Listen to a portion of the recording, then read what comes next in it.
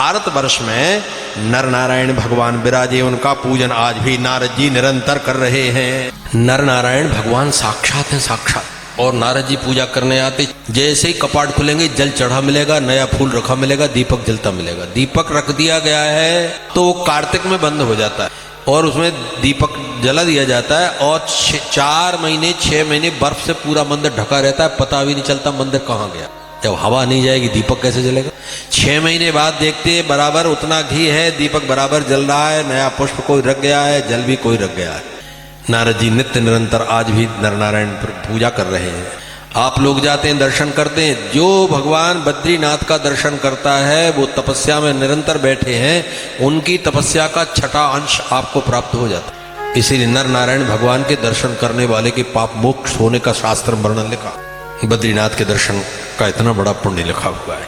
वहाँ के केवल पर्वतों की शिखर, वहाँ के केवल बर्फ के कणों को भी जो देख लेता है उसे बद्रीनाथ दर्शन का फल प्राप्त हो जाता है। इतनी बड़ी महिमा। अलकनंदा गंगा को केवल जो एक बार देख ले, एक आचमन जल पी ले उसका, बस इतनी शर्त में उसके सारे पापों का शमन और मुक्ति का मार्ग प्रशस्त हो जाता है।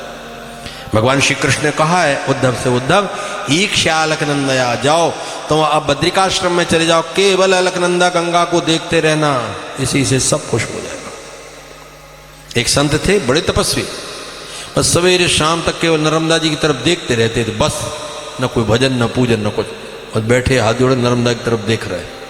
महाराज जी कोई भजन पूजन साधना का, यही तो साधना है। नर्मदा जी को 24 घंटे देख तो रहा हूं, इतने सिद्ध जो कहते हैं वही हो जाए। महाराज कुछ पढ़े लिखे नहीं, कुछ जानते नहीं और ऐसी ऐसी बातें बताते शास्त्रों की, क्या बताऊं। ऐसे दर्शनों का पुण्य शास्त्र में लिखा है। भगवान की कृपा से ऐसे तीर्थाटन करने से कितने बड़े बड़े पापों का शमन। भारतवर्ष की धरती कितनी धन्य है जहाँ ऐसे ऐसे पावन तीर्थ हैं जिनके दर्शन करने मात्र से व्यक्ति मुक्ति का अधिकारी हो जाता है। माधवदास जी चले जा रहे थे जगन्नाथपुरी से, भक्तमाल में लिखा, एक बड़ी ऊंची अटारी थी। ध्यान लगाया करे ये तो बहुत कृपण है, बहुत कृपण है, इसका उद्धार कैसे होगा। तो उसके वो नीचे वाले दालान में उन्होंने भगवान की आसन लगा शंख बजा दिया। पत्नी नीचे उतरी, कहा ए बाबा हटो यहाँ से, यहाँ हम किसी को रुकने नहीं देते, पर एक रात काटना है, खाने पीने मत देना। लेकिन अब भगवान की आसन लग गई, कहा चलो ठीक है। शाम को सेठ आया, दुकान बंद कर गए, ऐसी लाल लाल आंख महात्मा की तरफ निकाली। वे तो भगवत प्राप्त संत थे। ऊपर चला गया, पत्नी से बोला जी बाबा को कैसे रुकने दिया? अरे कहा वो कुछ नहीं खाएगा, वो सवेरे चला जाएगा। अरे कहा हम जानते हैं इन बाबा लोग।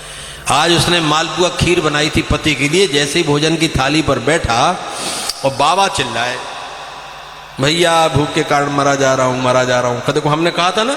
और इन्होंने आज तक एक दाना कभी कुत्ते को भी नहीं, चींटी को भी नहीं दिया, मनुष्य को तो देंगे क्या।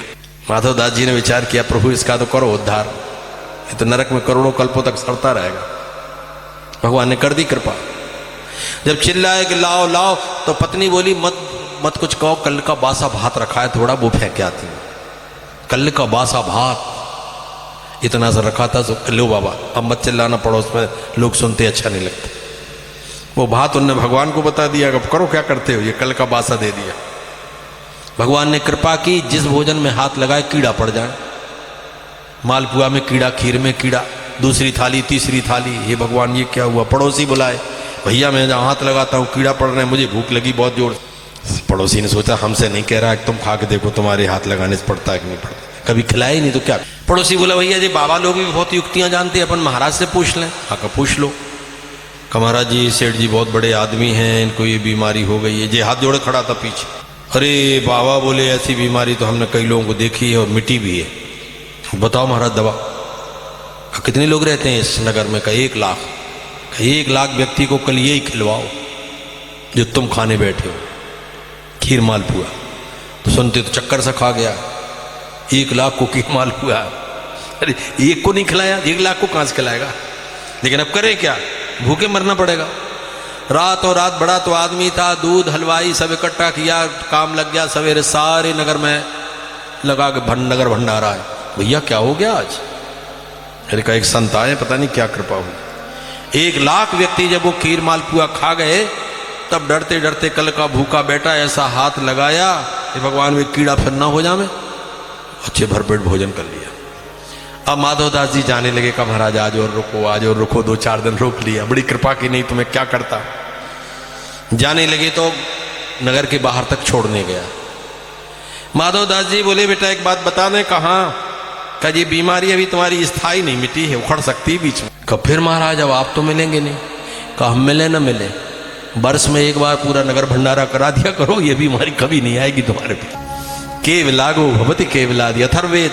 अच्छा भोजन बनाओ, दूसरों को अवश्य खिलाओ, कन्या को, ब्राह्मण को, संत को, गाय को, अतिथि को, पड़ोसी को, किसी को खिला करके खाने का नियम पार लगा देता है। और केवल मिष्ठान, अच्छा अच्छा भोजन अपन करें।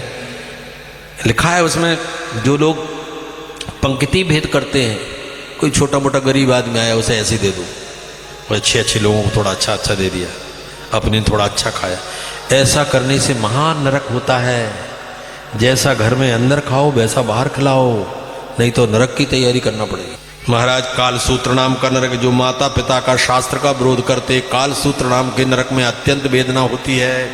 माता पिता का बहुत सम्मान करना चाहिए, धर्म के मार्ग हैं।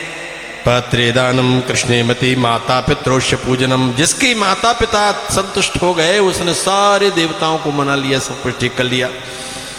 और इसमें असी पत्र वन में जो मर्यादा भंग करते हैं, शास्त्र की आज्ञा नहीं मानते, ऐसे व्यक्ति असी पत्र वन में दौड़ाए जाते हैं। वहाँ घास लगी रहती है, उसमें अंग कटता है फिर जुड़ता है, कटता है फिर जुड़ता है, और इतना दर्द होता है कटने में जिसका कोई पारावार नहीं है। बिना बलिवेश्वर देव और गाय को बिना भोजन कराए, ब्राह्मण अतिथि को बिना दिए जो खाता है वो कृम भोज नाम के नरक में चला जाता है।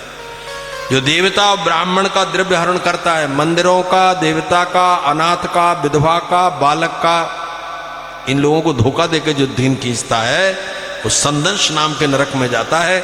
यमराज के दूत संशियां रहती गरम गरम, उनसे पकड़ पकड़ करके इसकी चमड़ी नोचते रहते हैं, फिर लगती है, फिर नोचते हैं, फिर नोचते हैं, ये होता है। अब तप्त सूर्मी नाम का नरक आया।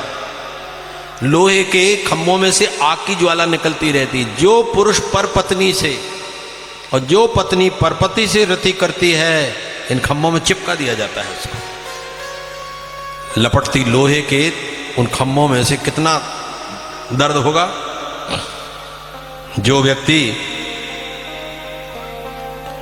मदिरा और मांस का सेवन करता है, ऐसे व्यक्ति को तेल के कड़ाहे में तेल खोलता रहता है, इतने बड़े बड़े कड़ाहे। एक व्यक्ति नरक देख के आया है, हमारे वहां पास का है, बिना पढ़ा लिखा था, खेती किसानी का काम करता था। आया कि महाराज भागवत करानी है, तो मैं गया तो रोने लगा। कहा महाराज मेरे प्राण चले गए। बुढ़ा था, कहीं रोने लगे, बेटा बहू है। तब तक पड़ोसी इकट्ठे हुए तो लकड़ी वगैरह इकट्ठी होने लगी, तब तक मैं जाग गया। मैंने जो देखा सो सुनो आप। मैंने कहा महाराज 3 आए ऐसे काले काले से और मुझे पकड़ के मारते हुए यहाँ से ले गए। वहाँ देखा तो एक सिंहासन पे बड़ी दिव्य तेजस्वी महात्मा बैठे थे, और एक इतनी बड़ी वो रखे था वही, बोले जो अखबार के जैसे पन्ना, इतने बड़े बड़े पलटाता जाता रहा, देखता रहा और कुछ बोलता रहा। मैं तो नहीं समझ पाया क्या बात थी क्या नहीं। मैं तो गया तो मैंने जाके चरण पकड़ लिए उनके। मैं रोने लगा कि महाराज मैं भागवत नहीं करा पाया, मुझे भागवत करानी थी। कहा नहीं, अभी तेरे 5 वर्ष शेष है, 5 वर्ष बाद मरेगा, चला जा। उसने नरक का जैसा आंखों देखा हाल बताया, वैसा तो पुराण तक में नहीं पढ़ा आज तक हमने। कुछ तो उसने ऐसे बताया जो 18 पुराण में नहीं लिखे। मैंने तो उस समय हमारे पूज्य गुरु जी थे, मैंने उनसे निवेदन किया। मैंने कहा गुरु जी वो पुराणों में तो उस नरक का वर्णन नहीं। अरे कहो उसे बुलाओ, उस व्यक्ति को बुलाओ। ऐसी कथा सुनाता वो नरकों की, कोई पंडित क्या सुनाएगा। आंख से देख के पूरा हाल आया था। गुरुजी ने कहा कि इस नरक का वर्णन हमने संहिताओं में पढ़ा है, पुराणों में नहीं है। संहिताओं में पढ़ोगे तो उसका वर्णन मिल जाएगा। और मैंने कहा ये सही था, हम तो सोच रहे थे ये इसने कहां से देख लिया, कैसे हो गया ये।